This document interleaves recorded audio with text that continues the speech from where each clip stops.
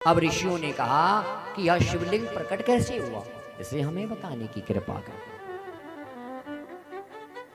कह रहे हैं क्या हुआ, जब भगवान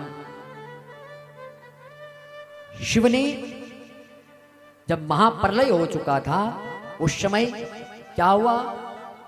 एक बार की बात है, ब्रह्मा और विष्णु में घनघोर युद्ध हो गया। क्या हुआ, जब भगवान शिव ने, अभी कथा आएगी, अपने शरीर से विष्णु को प्रकट किया, तब क्या हुआ, ब्रह्मा जी भगवान विष्णु के नाभि कमल से प्रकट हो गया। अब ब्रह्मा जी अनेक वर्षों तक उस नाभि कमल में घूमते रहे कि मेरा उद्गम स्थान कौन सा है, मेरे को किसने प्रकट किया। तब ब्रह्मा जी को आकाशवाणी हुई, हे ब्रह्मा तप करो। तब ब्रह्मा जी ने अनेक वर्षों तक घोर तप किया। तो तब भगवान ब्रह्मा को भगवान विष्णु का दर्शन हुआ और भगवान विष्णु क्षीर सागर में शेष शैया पर विद्यमान माता लक्ष्मी के साथ सोए हुए थे। और ब्रह्मा जी पहुंचे भगवान विष्णु के पास और वहां जाकर अभिमान में भर भगवान विष्णु से कहने लगे, अरे उठो, मैं तुम्हारा पिता हूं।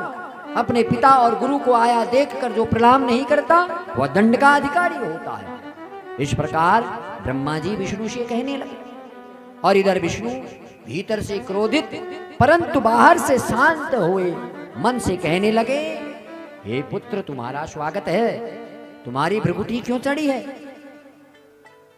कहने लगे, तुम मेरे नाभि कमल से प्रकट हुए हो, इसलिए तुम मेरे पुत्र हो। अब ब्रह्मा जी कहते हैं विष्णु से कि तुम मेरे पुत्र, और भगवान विष्णु ब्रह्मा जी से कह रहे हैं कि तुम मेरे पुत्र हो। दोनों अपने को एक दूसरे को बड़ा समझकर आपस में युद्ध करने लगे। भयंकर जब घनघोर युद्ध हुआ, इधर ब्रह्मा भी विष्णु के ऊपर असंख्य बाणों की वर्षा करने लगे। दोनों ब्रह्मा और विष्णु आपस में भिड़ गए। इतने में इस संपूर्ण युद्ध को देखकर सारे देवता भयभीत हो गए और जाकर स्वयं महादेव के पास कैलाश पहुंच गए और वहां जाकर महादेव से आराधना करने लगे।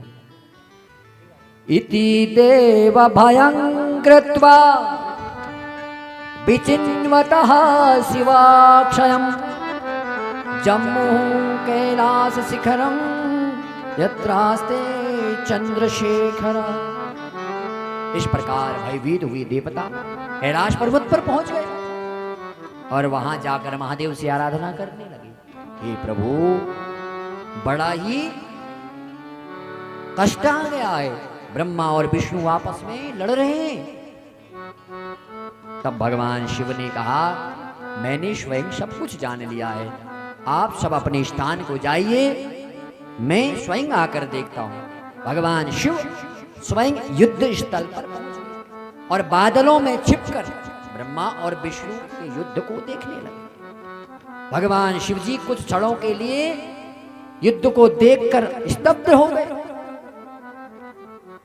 ब्रह्मा व विष्णु के युद्ध को बंद करने के लिए और उनको ज्ञान प्रदान करने के लिए भगवान शिव ने महान भयंकर लिंग स्वरूप धारण करके उन दोनों के बीच में प्रकट हो गए।